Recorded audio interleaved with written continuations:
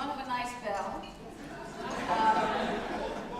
But we are hoping that we can have a very interactive discussion with really more participation from those of you on the floor. Let me just start by introducing the panelists as Selo makes his way to the stage. We know that Selo has had an exceptionally busy month, celebrating the centenary of Madiba, of Nelson Mandela, and he's been at the forefront of all kinds of wonderful activities that have taken place in South Africa and indeed around the world. So I'd like to start by introducing at the far end, Donnie Nicol, who is the CEO of the Cyril Ramaphosa Foundation. For those of you who don't know, and I'm sure there isn't anybody in the room who doesn't, but Cyril Ramaphosa is the president of South Africa. So she holds a very unique position. And then we have C.D. Glynn, who comes from the U.S., representing the it's the U.S. Africa Foundation. And then last but not least is Selo Hatang, who is the CEO of the Nelson Mandela Foundation. So on that note, so all of us here know about the Sustainable Development Goals. So there was really no need to go into much background. We've also had earlier discussions which have touched on how the SDGs came about, that they were really an evolution from the MDGs. And we've also had some of the flaws pointed out in the MDGs, which we're hoping will not carry over to the SDGs. So given the focus of the panel, I just want to start. Knowing that the SDGs are a framework for development, and they're not the only framework. We've also heard mention of Agenda 2063 by the AU, which is another framework for development. Could you perhaps start us off, Donnie, by just telling us a little bit about the Cyril Ramaphosa Foundation, and which of the SDGs does your work speak to?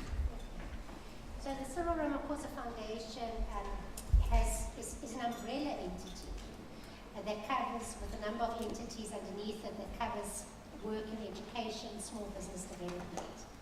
So really we think if we looked at the Sustainable Development Goals, we feel that we contribute towards Goal 1. We contribute specifically, and a lot of our attention is around Goal 4. Sorry, when you mention the goals, could you just say what it is? Sorry.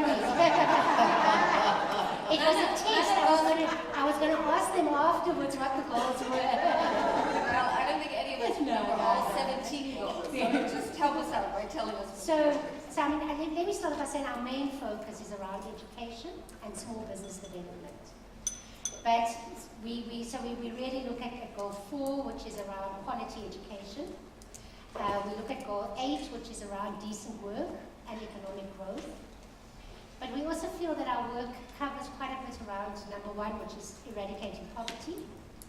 And then we do also do work around gender issues, and we're very active around partnerships, which is Goal 17. Because we believe that to really make impact in the areas of the work, you can only do it through partnerships.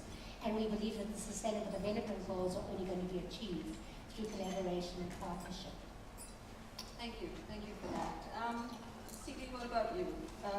Tell us a little bit about the U.S. African Development Foundation, and which of the SDGs does your work speak to? Great, thank you. Thanks for the opportunity.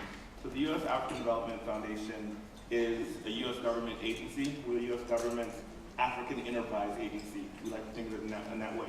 We invest directly in grassroots, small and growing businesses, community organizations, women and youth entrepreneurship programs, investing directly in them, really to promote local economic development, community-led, community-driven development in Africa. And we ultimately want to create pathways to prosperity for underserved populations. We came about almost 30 years ago as sort of looking at development done differently. What would it take to really invest directly in African organizations, African institutions, and also have that grant financing, but also link it to local technical assistance. So real local ownership of development. And so when we look at the SDGs, there's a number of them that we align with. first and foremost is the goal one of poverty eradication, really no more poverty. But then the other ones that are really speak to our work and the things that we support and we invest in goes to goal 2, which is about hunger. Goal 5, gender equality. Obviously, with the Africa focus, women and girls and youth are essential to economic development and community development. And so investing in gender equality, clean water. Again, we think about rural transformation. How are we moving people out of poverty? So clean water is another area. Increasingly more with goal 7, which is about affordable energy. So we think a lot around off-grid energy solutions, and we invest and support African energy entrepreneurs, giving them grant financing, link them with local project management support to use the sun, to use wind, to use water, to really power up their lives and to really create local economic development. And then goal 8, decent work and economic growth, obviously is essential to our focus. And with goal 2, in terms of food security, goal 12 links to that. Goal 12 is about sustainable consumption and production. And so this is how 70% of Africans produce their incomes and their livelihoods through the agricultural value chain. So real sustainable production and thinking about production that really leads to, again, decent work, and those issues are really important to our efforts. And ultimately, all this comes together with 17 partnerships. And so that's why I'm really, really proud to be a partner with Africa Philanthropy Forum, but also other entities and organizations. So we think about our work is driven through communities, but we link to corporations, and we also link to countries' development plans. So partnership is essential for us to be successful. Thank you. And so, in your work, heading the Nelson Mandela Foundation, talk to us about how your work also fits into the Sustainable Development Goals. Thank you very much. Being the foundation that was established by Madiba, it's difficult to say we do this one because Madiba used to do anything and everything that came through the door. But we try and respond in a way that then says we're still within the mandate that he gave us. He gave us a 3-pronged mandate when he established the foundation, dealing with human rights, the issue of democracy and peacebuilding. Now, we then have to, for us to achieve these, we have to then collaborate more with many institutions. And with the work that we've been doing in July, for example, where our focus is on Mandela Day, you then have to, we chose to focus on poverty and inequality, dealing with shelter and education. And with those, we try and influence how access to education is not just about the classroom, it's also about ensuring that you respond to what would be an environment, creating an environment that's conducive for that. Many of you will know of the 2 cases of 2 5-year-olds who died in pit latrines. So for Mandela Day, we are collaborating with the Department of Basic Education at the moment to try and deal with this pit latrines in honor of Madiba's 100th anniversary, to see if within the centenary we won't eradicate those toilets, the pit latrines. So it's again just not literacy, but also creating a conducive environment for education. Right, so we've heard about poverty eradication, we've heard about quality education, we've heard about gender equality. So, I mean, rarely does an organization focus on just one of the SDGs, and clearly they're all interlinked.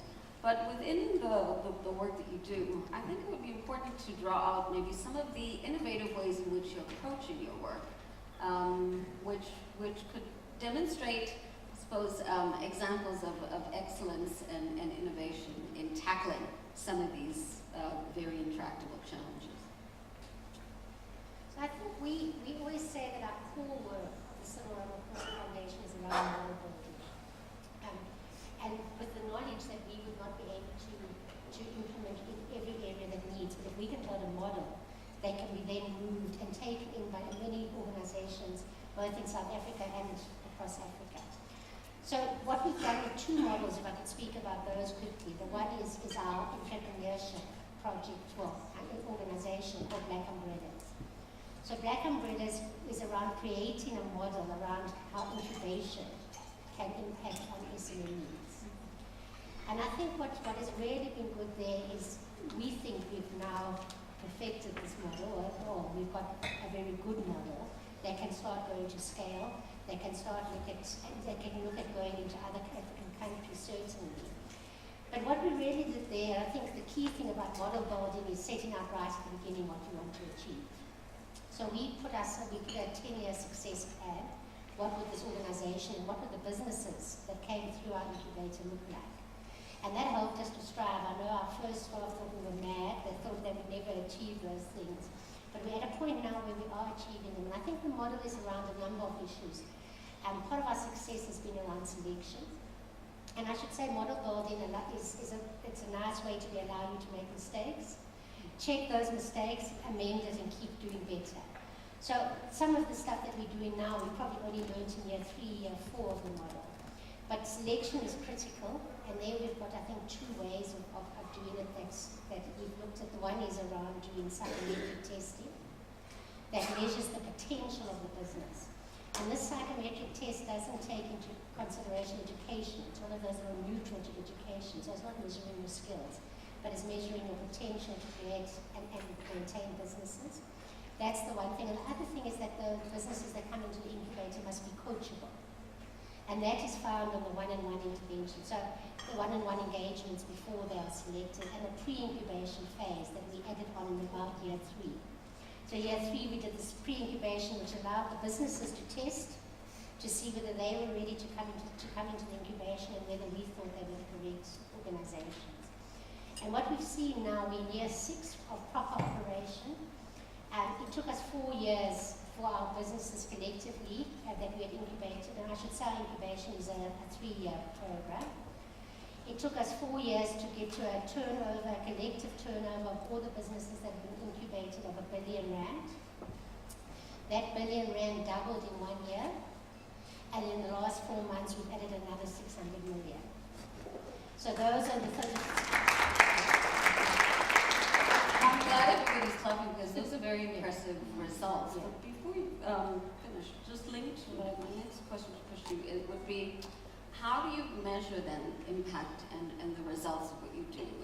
For example, to be able to know that the turnover of these businesses exceeds, you must have certain metrics in place. So how do you do that? So I think one of the things that we've been across all the entities is about measurement and ensuring that we know at any given time how we are measuring up against a number of indicators. So there's a difference between what we measure and then the long-term impact, and we measure those differently. But we set in place, one of the things our incubators provide are bookkeepers.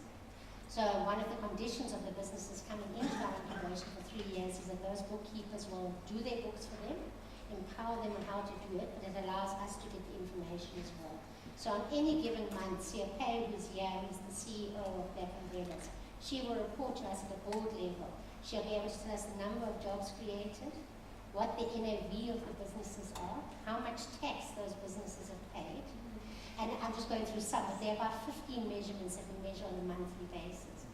Businesses who are not prepared to come to the party, who don't want to show their books, etc., we then have to let go, because our model is clear. This is about creating sustainable businesses that will outlive our incubation, that will outlive the founder, and go on to change the economy of the country.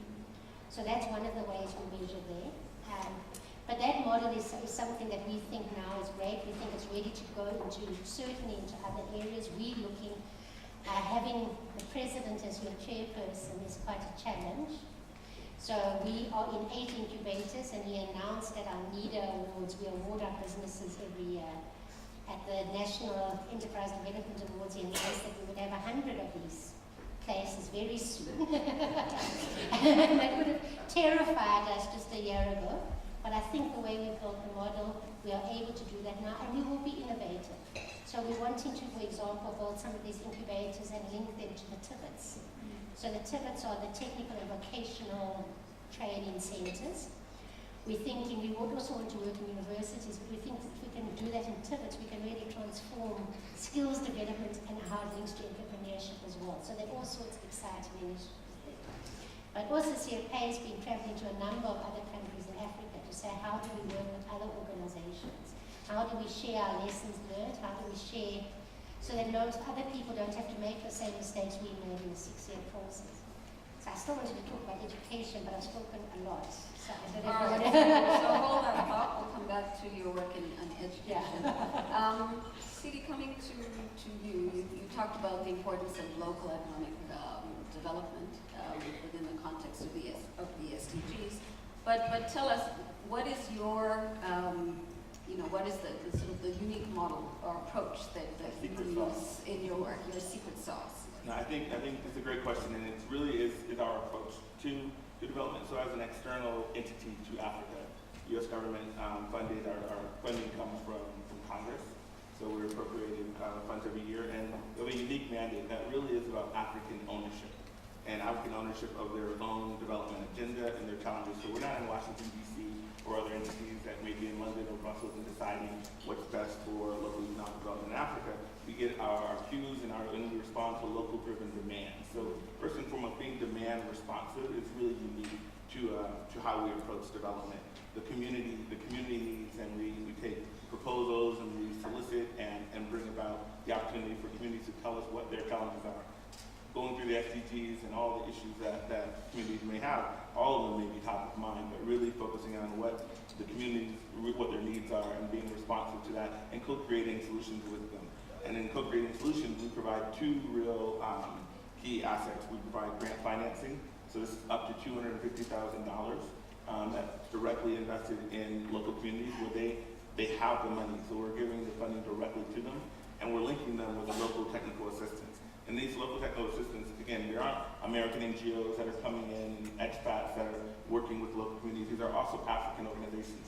So in 20 countries throughout the continent, we have local partners who basically serve as our project management implementation arm while we're funding local communities and organizations and investing in Africans and their ideas directly. So this approach to development that really is participatory, that's demand responsive, that really where we co-create solutions with the communities and they own the actual intervention, because I think the key word was sustainability, and that they're able to sustain and be on what we call the journey to self-reliance. That we're startup capital, this injector, this catalyst, and then the communities themselves take ownership of those development opportunities and really meet their own challenges. So this is really unique from the standpoint of how development traditionally is done and was done, where it definitely is sort of donor-driven, and we have our priorities and we decide what's best for the community. This is where the communities are really addressing some of their challenges, putting those down on paper and telling us what the needs are, and we meet them. So we meet them in terms of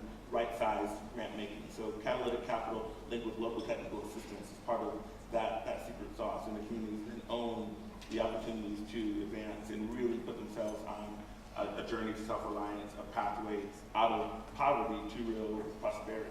So that's part of our secret sauce is that local ownership and responding to local demands and meeting communities where they are. Right.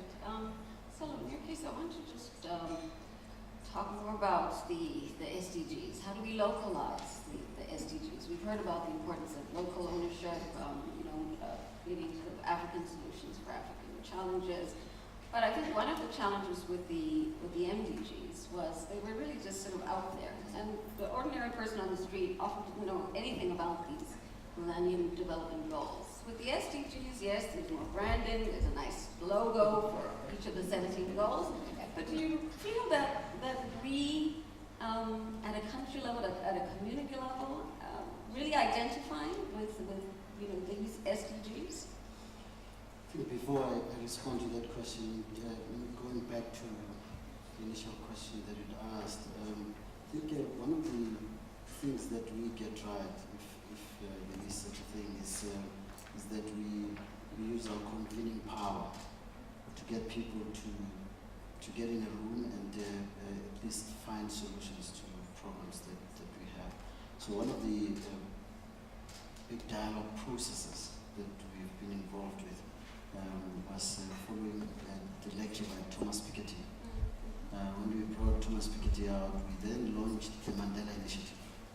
And that initiative was just looking at poverty and inequality. In South Africa, what do we need to do different, and who should be involved? And we got universities, we got NGOs, some of the community-based organizations in a room, and over a period of a year, they conducted research, and we are about to release a report that comes from that process. Now, that's something that responds to people understanding their immediate needs. So you go into a community and you say to them, we want to see what you got right. There's a project in Mbogo which we visited, and we said, we want to learn how did you get this thing of getting the play school for children that's stimulating them in terms of ECD, that connected to parents and where they work. So connecting a family and how the whole system works together, and how can we replicate in some cases, but what are key lessons that can be done? And that then comes into this report, which we then share. You then tell people, well, it's SDG number 4, what's that? You know? And I think that's where we tend to lose people. Losing people comes with the language we use, how we present some things, and even how we conduct ourselves. And I like what you're saying in terms of your recipe of success is you're not coming from outside in and telling people this is how it should be done. And if we are to advocate differently, I was saying, I think I told tonight this, I met with the MNG 200, top 200 a few years ago, and there were about maybe 40% of them were entrepreneurs. So I said, if you say to entrepreneurs who've been entrepreneurs all their lives, you are an entrepreneur, I can't even say the word. Never mind spell it. So it sometimes we turn off people because we use language that they don't know. That's what I've been doing all my life. You know, I've been solving that problem all my life. But now we come in and use this language that they lost. And if we are to get the SDGs right, is for them to just be about how do you build communities that can sustain themselves and solve their problems. So that it's not us who are saying to people, this is the how. And that's the thing. By the way, in terms of presentation, the SDGs are much better. Because you show a picture, and it's like, that's me there. I deal with water, and that's what it's about. And I think we need to get that right. Get the language right, you then can carry people with you. So the importance of not losing people in the language that we use. If you recall, the SDGs we're really supposed to be striving to achieve the SDGs by the year 2030, right? Which is only 12 years away. And to borrow from Fred Swaniker's 6,000 days, if you calculate that in number of days, it's actually only 4,300 days, which doesn't seem like a lot of time. This isn't a lot of time. How do we infuse a sense of urgency around, achieving the enormous goals of the SDGs? I mean, eradicating poverty. Are we going to do that in 12 years? Transforming education, creating sustainable cities. Are all of these challenges achievable within a 12-year time frame? And what should we be thinking about as the countdown to 2030? Anybody can ask. If it's difficult to say anybody. I think I want to start off where I ended off, where until such time that we make people own their own future. The power of Mandela Day, which is what we do, and we try and do that every day, is to collaborate with institutions that are helping others find solutions themselves. We work with Habitat for Humanity. And I've been going around saying we've been able to help build 700 houses.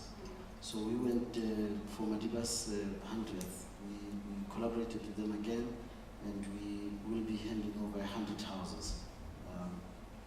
And I said, oh, that makes it 850, or what I said. So the CEO of Habitat said, no, since 2010, in collaboration with the foundation, we've actually been able to build 3,000 houses. But these are not houses that are built by Habitat. It's communities building their own community. And urgency is created when you say to people, look, you can actually do it yourself, but we can create an enabling environment for you to be able to thrive. We're in the process of working out a plan with the president, for example. I'm pointing at you, sorry. I just realized that's a mistake. on dealing with the early childhood development.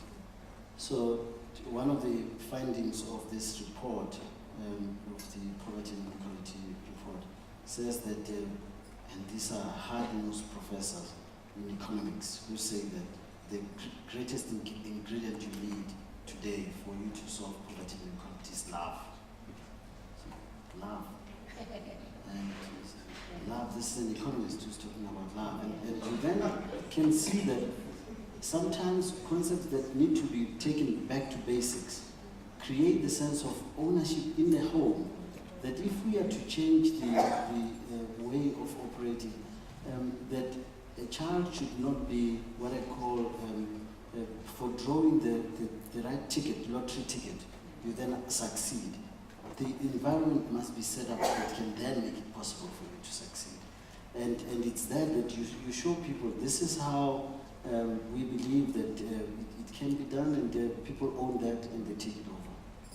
I think that, it's a really important question, because I think we often think about these time horizons and we're looking for quick fixes, right? And there are some quick wins, there's quick actions, but there's very rarely quick fixes to these challenges and to these problems. And so, as Phil was saying, the local ownership is essential to that, but also we know collaboration. We try to develop and do so many things on our own. And I think this is where we lose out, because everyone wants to sort of own the win, if you will. And so if we really think about more collaboration, and this is one of the tenets of what we do at the U.S. African Development Foundation, is really saying we're going to play our part, but what are others doing, and how can we really align our goals? And so the private sector, the local communities, the countries themselves, that they all sort of have a role to play, and we can create models and we can demonstrate success, but the scalability of some of these successful models is going to come when communities take control of their own futures, but also that they see some of these quick wins, if you will. And so in the agriculture sector, we do a lot of funding for agricultural cooperatives, and literally the demonstration effect of seeing farming as this is what I do, this is what I've always done, I'm a farmer, and turning that into farming as a business, and seeing where there really are real results, where incomes are improved, where we see revenues being generated by this cooperative, where we see jobs really being created all along the value chain. That demonstration effect to one community to another is sort of like, what are they doing right, and how do we replicate that? So I think we definitely need some quick wins. We need some real models that can be successful and that are scalable in partnership with government, with private sector, with local communities, all coming together saying, that's why the SDGs are so powerful, because they are clear targets and clear goals, and we can all align around them, and then the communities own them. That's how we're going to really make real progress in a short amount of time. But we shouldn't fool ourselves that they're quick fixes to some of these challenges. I mean, it is about agency and ownership, and we talk about giving Africans a voice and a choice in their own development, because I may have an ideal of what to be successful, but really the local communities and local actors and entrepreneurs who don't know that they're entrepreneurs, they're just business people making money trying to feed their families, but we're saying you're an entrepreneur, letting them really be in the driver's seat, and we rally behind them. That's how we're really going to come together. And I think panels like this, where you do see a lot of, every one of us can talk about success stories, and most of those success stories are going to come about because we partnered with someone else, we worked together, and we didn't have to have this individual ownership. These goals really are a rallying cry to sort of say, here are the targets, here are the goals, everyone come together, align around these, and we can do more together. And I think that's how we're going to make progress in 12 years, but we shouldn't fool ourselves that there are some quick fixes that this is easy. This is some of the hardest challenges, on the planet, and it's going to take not one of us, but all of us coming together to solve them. Right. I'd just like to ask the audience. If you have an example of, let's say, what I would call smart collaboration or smart partnerships. Would you like to perhaps describe it? Because I think the more of these kind of examples that we can unearth and document, it will be easier to scale them and to replicate them from country to country. We don't need to reinvent the wheel. So if anybody in the audience would like to talk about a smart partnership or collaboration that you think speaks to the SDGs, I would invite you to join the discussion.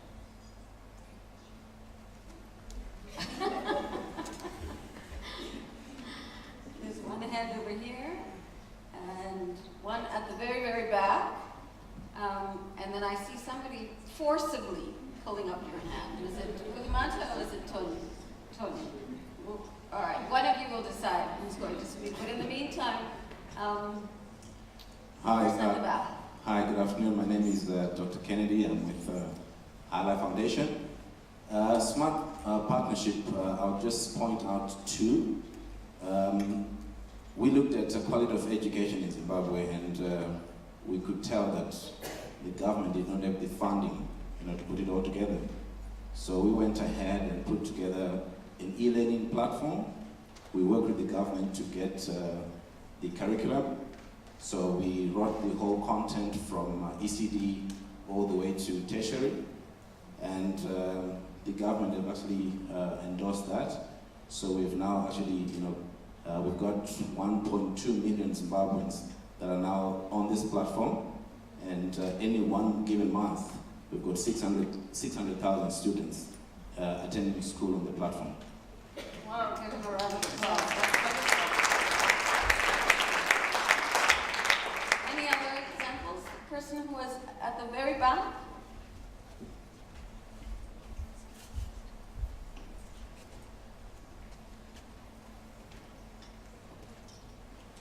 Thank you. Good afternoon. My name is Marlene Ogawa. I'm from the Synergos Institute. And I was asking her, is it smart click or smart in terms of what we've learned? And the first one sounds like smart click, and that's not what I'm wanting to say. I think one of the things that we've learned as Synergos, because we work in collaboration, bringing partners together, is that it has to be intentional. Partnership building and collaboration does not just work. You have to work with people, and it does take time. It doesn't just magically happen. That is the one thing that we've learned over time. And to bring government and business, and we spoke about egos this morning, you have to work on those egos and let people leave those outside before they come into a space. And if you don't address those, people are not going to work together in the way that's helpful, in the way that shifts systems. That's my little bit of smart that I know. And yeah, we're willing to work with whoever's interested. We work with some of the people in the room, but it's really, you have to be intentional to work together. It doesn't just happen. You also had a hand. Thank you. It's Robin Whittaker from Symphonia for South Africa. Sorry, could you speak up a little bit? Even with the microphone. Okay. I'm Robin. I'm from Symphonia for South Africa. We run a program called Partners for Possibility. And just to concur with the previous speaker, that it is about clever partnerships, and often at a micro level. So the work that we do through Partners for Possibility is to capacitate school leaders to really step into the role of owning their own space and to teach them how to partner well. And one of our metrics for success is when we go back after 4 years, how many partnerships are invested in the school. Because it is about local, micro, agency, being able to hunt down the initiatives that you need in your space and grow your own community. And what is very exciting is to see how when people are able to intentionally work towards collaboration, to understand what it takes to collaborate, and for me, I believe there's two fundamentals. You have to have a common purpose. It needs to be very clear that you are seeking a common purpose, and you need to work with a way of being that aligns. When those two things are in place, you can make anything work, and you often just start with something small, and that partnership grows reciprocally.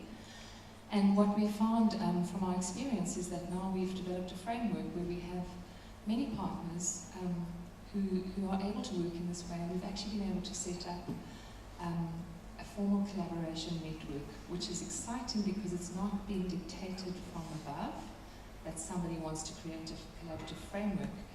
It's being created by a group of people who are already on the ground, already working together, and who believe that we can do much more if we formalize that collaboration, and it's invitational.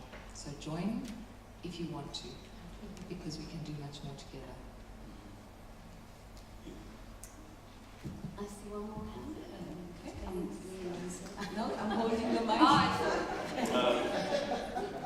As my brother Tony Cole is forcing me to speak about the SDGs, even though I have a panel tomorrow about gender equality. So I hope the women in the room know the SDG number. 5. Yes, so I don't need to elaborate about that. But talking about collaboration,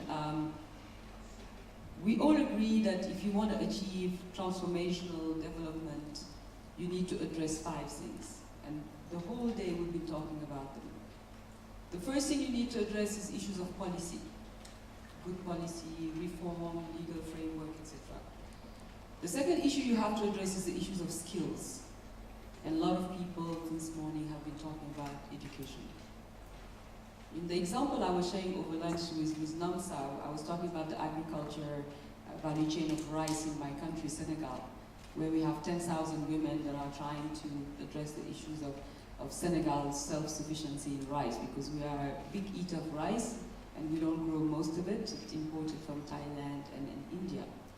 So we're trying to address issues of policy, access to land, that's government, issues of skills, how do we help the women produce better, issues of access to finance, that's your third pillar. You have brilliant ideas, how do you finance that? What kind of instruments? Issues of access to market, we talked about it this morning. Once you help women have land and finance and skills to produce, to have better yields, how do we address issues of post-harvest, and how do we link them to contractual relationships with private sector? That's when private sector comes into the partnership. And lastly, basic infrastructure. All of that you cannot do if you don't have energy, if you don't have water, you don't have the roads, you don't have technology, because for us technology is an enabler. You have to be able to bring scale and reach through leveraging technology. So in order to have that ecosystem that allows us, I work for the UN, so how do we exit? In order to have an exit strategy, you need to have all those 5 things together so that we will all move on to something else, having transformed the sector, having transformed people's lives, and people who can sustain themselves when the development community, the philanthropists are gone. And just last one, and then I'll let the panelists also comment. Lots of people behind your back who've had their hands Oh, okay. up faintly. It's hard to scan the whole room. Hi, my name is Ellen Nagler, working on SDG 3.3. Anyone knows what that is?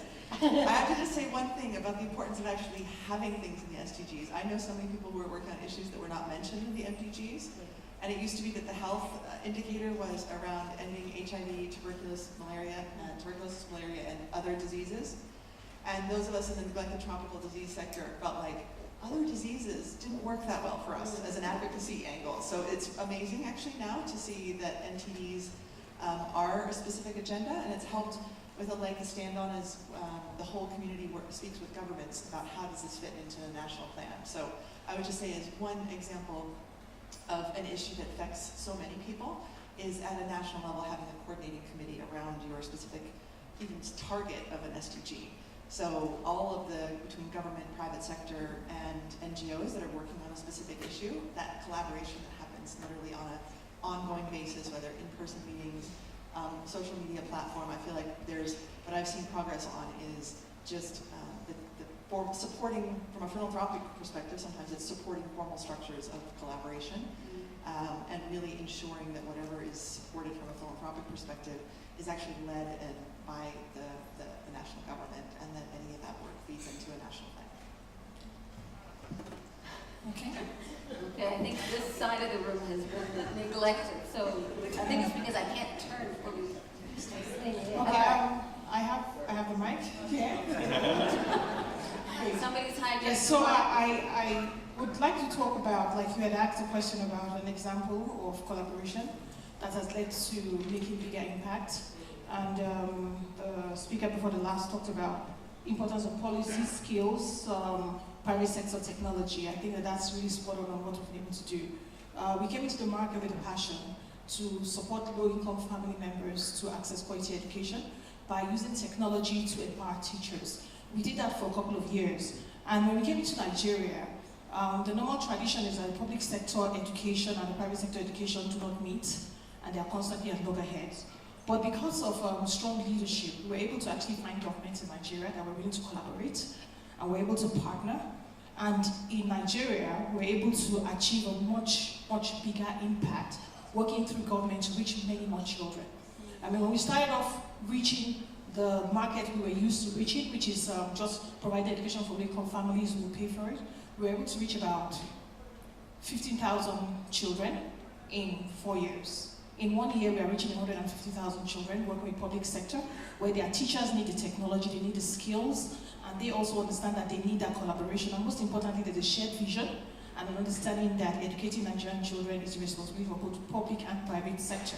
We are really seeing synergy that has allowed us to reach much more children. My name is Mankoli Muize from Kahiso Trust.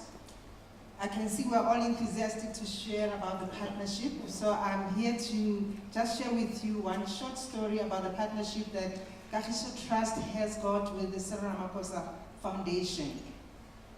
Our partnership started in 2013, and I'm saying that so that you can appreciate the journey it takes. And actually, as a matter of fact, we took 18 months just to court each other, because we are two separate organizations with different values, but all with a passion for education. We had to come in and respect each other in terms of where we are good at. So we had to take the best of the two and bring them into this one family called KST.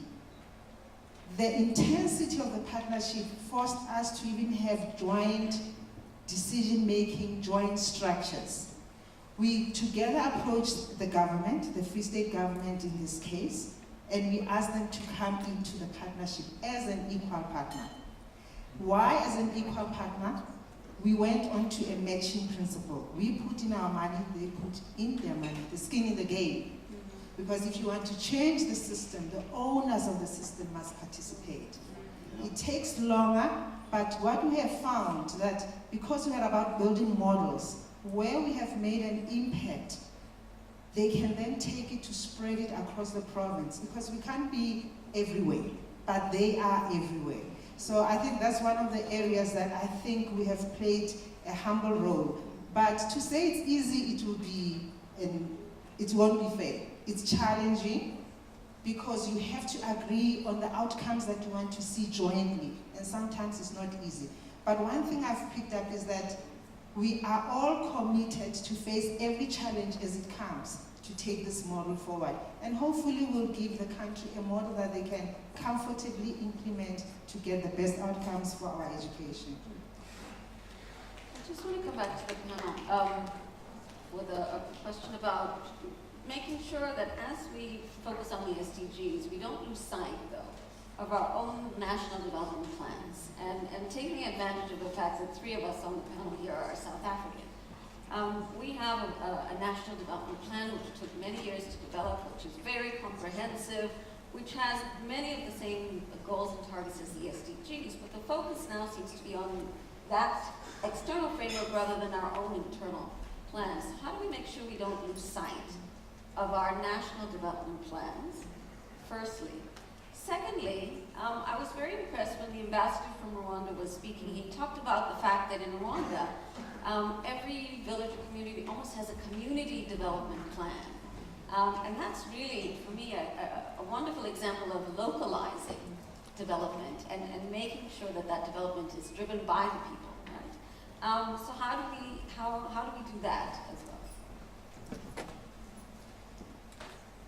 So I think, I mean, for us, I don't think there's a single person in the room who doesn't do something that is linked to the sustainable development goals. I mean, I think it's all there, and I think the National Development Plan talks to it, because what the sustainable development goals are, what are the key developmental challenges of the world? And it really goes across continents, it goes across countries, it goes across economies. So I think as a starting point, that's the key thing, that really just sets out what all the challenges are. When we developed our 2030 strategy as an organization, we took what we already did and we thought it was necessary to test it, to look at what are the external factors in the areas that we operate in. How does that test what our model is? And then we took it and compared it to the Sustainable Development Goals, and we then took it and compared it to the National Development Plan. And the reason we did that was a couple of things. The one thing, as much as Sela was saying, we've got to localize our language, and it's very true. What both of those plans allow you to do is talk in an international voice. So we all know international the Sustainable Development Goals. I can go to Senegal, I can go to New York. And when I talk and tell them what I do and it's linked to the Sustainable Development Goals, they understand. So that was the one thing, and I found with South Africa it's important to do that for the National Development Plan. Because then when you're interacting with government, when you're interacting with the private sector, they understand where it's located, where what you do is located. So I think the plans give us a common language, which we must then not get too lost in. We must be able to simplify it as well. So I think that's the one thing that's very useful about positioning ourselves with them. But I think, we also have to remember the core components of what we do and how we localize it. And I think South Africa has attempted in some ways. I mean, every municipality, I was listening to Rwanda with envy as well. But every municipality in South Africa, and I'm sure if we spoke about other countries, is meant to have a developmental plan. They are meant to have it, is meant to then be linked to the provinces and linked to a national plan. And when you were saying, one of your questions earlier, was what we have to do again, we have to advocate, is to make sure that the whole community actually knows what their plan is. Because I think if you go to any municipality, in some office you will find it. I think there's probably a written plan sitting in someone's office. And so from a South African perspective, I would say that what we do at a room like this, people sitting even at this panel, is how do we advocate again? How do we empower our communities to ask what that development plan is? What are you going to be doing for our community? What are we meant to be doing to contribute to that growth? How do you use our rates and taxes, for example? So I would strongly urge it at the South African level. It's around advocacy. I think we have a big voice when you look at the people in this room, when you look at a whole lot of people in our area that are not there. And I think that's how we really need to look at it and achieve it. And I think we should go out of here with that voice and remind our people that that's what we're entitled to in every country. I think, one of the things that the plans are important, and I think we've come a long way, African nations and even the global development community, with national development plans and community development plans and the SDGs, but also there's execution. So how are we, I think we move out of the planning process and then really talk about implementation and real action on the ground. And this is where, for my organization, having the ability to have risk capital, philanthropic dollars are risk capital, where policy stops or starts and where the market doesn't meet, there's that gap. And that's what I think philanthropic capital is to demonstrate. And when we talk about demonstrations, it's demonstrating what to whom. So being clear on what we're demonstrating, being intentional. I think that was a really good word, being intentional on what we're demonstrating and to whom we're trying to showcase these solutions so that they can be replicated. But we need to focus a lot more now on execution and moving off of the paper into the real communities and solving some real challenges. As an organization that really focuses on enterprise creation for poverty alleviation, there are a number of actors who leverage our capabilities. In the 20-something countries, we have global companies such as GE who want to really advance in off-grid energy. And so they could set up a unit where they're trying to find, fund, and support African entrepreneurs who are energy entrepreneurs, but they didn't do that. They came to us and said, you're on the ground, you have organizations and groups on the ground, and we can leverage your strength. We can bring matching funds, matching dollars, and so we can do more together. So I really think that we can move from the plans to real execution if we do look at collaboration and sort of bringing these shared purpose, but also shared expertise, where everyone knows what their lane is, if you will, and what they can bring to a collaboration or a partnership that can really bring to life the plans. This is where we are now, where we really need to demonstrate to who and what and for what, demonstrate it to people, but also using those plans as a way to catalyze real change. And so execution becomes the key word that I'm focused on now. So the plans are there, the policies are there, but it's really now about implementation and execution. I think for me, the best way to do that is to have local ambassadors, champions for a particular. No community doesn't have that one gogo, that one old lady that is just interested in ECD. But they don't know that it's ECD, they just call it crash or whatever it is. And then you then say, no, now we want to make you the model of how an ECD should work in a small community, in a rural community. There's that one person who's interested in making sure that we don't waste water. You know, and as I'm speaking, I can see most of you nodding because you can see those people. And what we tend to do, to get wrong, is we then say to those people, establish an NGO. You know, so that it's sometimes you actually don't need it to be an NGO. It's to empower the person in their own lane, as it were, to then do what they need to do. Because the problem with proliferating society with NGOs is that competition then rises for funding, and people who are doing this kind of work very well disappear under the name of an NGO. And I think if we are to have localized ambassadors for the projects that we're doing, it means that that person becomes the champion and it becomes the face for others who are also in the same boat.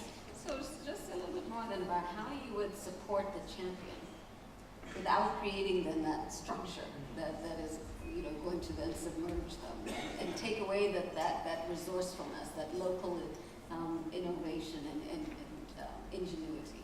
How would you support those champions? One of the things that we are doing now around land, you know, South Africa now, land is like beginning and end of it all. So on land, we've been working with grassroots organizations and individuals. Those people, we convened them at the foundation about 6 months ago. About 80 of them or so came to the foundation. And the amazing thing is most of them didn't know each other. But the communities they work in are so close. You create a network without an NGO. They now know each other and they can now rely on each other for help.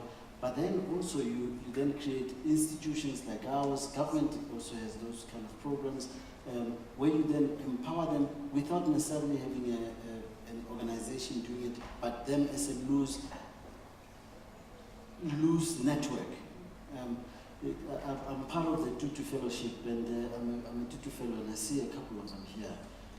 So the power of such networks is that each one of us belongs somewhere, or is an individual. And when I go to, like I'm going this weekend, I'm going to Tanzania and say, I'm here. Anyone who can then give me some kind of support locally, then there's someone who would say, I'm here to can help you with whatever else that you need to then be. All people need is connectivity. Connect them, they do what they do best.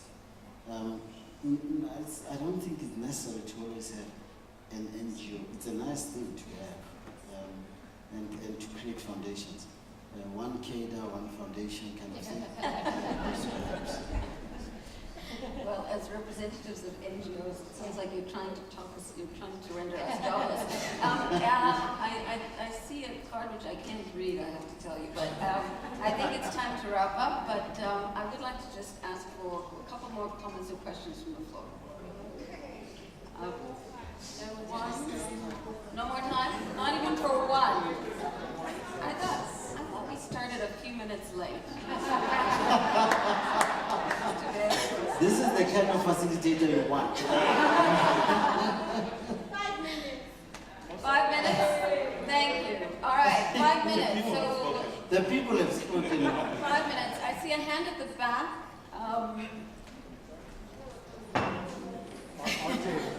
I was just looking for people who hadn't had a chance to speak, and the remaining time that we have.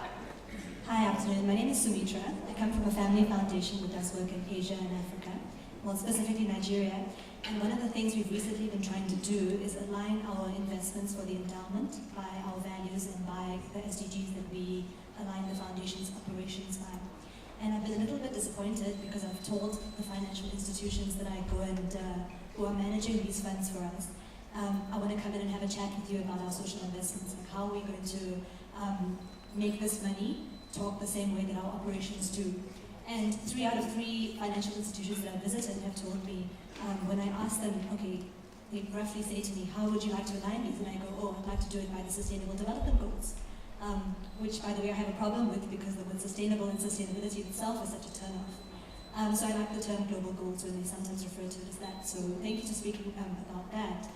And 3 out of 3 times they've looked at me and been like, what are those? And it's really disappointing because I'm going in with the intention to talk about how to align them by be more socially motivated or environmentally motivated. And they come with all this homework about green bonds and all of these funny things, but they have no idea what they are.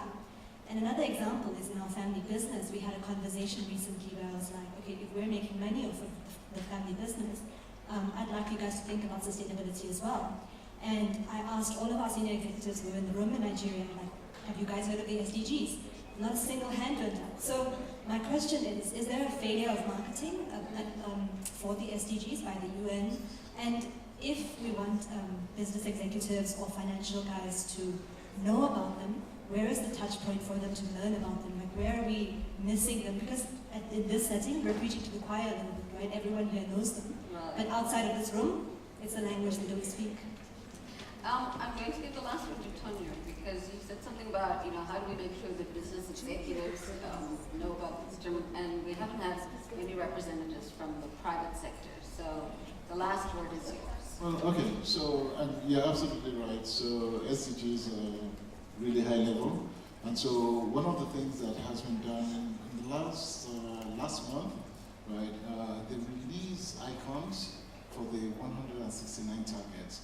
If you went to read any of those targets, it's a confusion in itself. You just cannot understand it. Yeah. And so what's been done is that it's now simplified in the same way as the 17 goals have been simplified, so that you can take a look at it and say, wow, this is me. You can see yourself in any one of the 169 goals. So there has been a failure in marketing, there's been a failure in engaging, but every single private sector organization that actually gets it, sees it, once it comes to them, they understand it immediately. And so one of the things that we have to do as a group in APF is understand that it's really important that the SDGs are preached outside of this room. And so when we go out in the field and when we go to speak to people, ask the question, bring the icons, show them just that picture. What do you think about this? How does this relate to you? And you see that they begin to engage. So our responsibility, if we really want the SDGs to work, is that we have to be the ones as well that are teaching people about what that means. It's not a government thing. Don't leave it to the UN. Don't leave it with your country governments to do it, because it's going to fail. Thank you, and I think that's a good note on which to end. Donna, you mentioned the importance of the SDGs having given us a common language, and I couldn't agree more with you. And I think what Tonya is saying is we need to be the apostles of the SDGs and to take that common language to every corner and every village, every hamlet. But to reinforce what people are already doing, which, as we said, wasn't called these fancy terms, but was, what was always aligned to improving the quality of people's lives on the ground. So thank you very much to the panelists. Thank you for giving us an extra 2 minutes.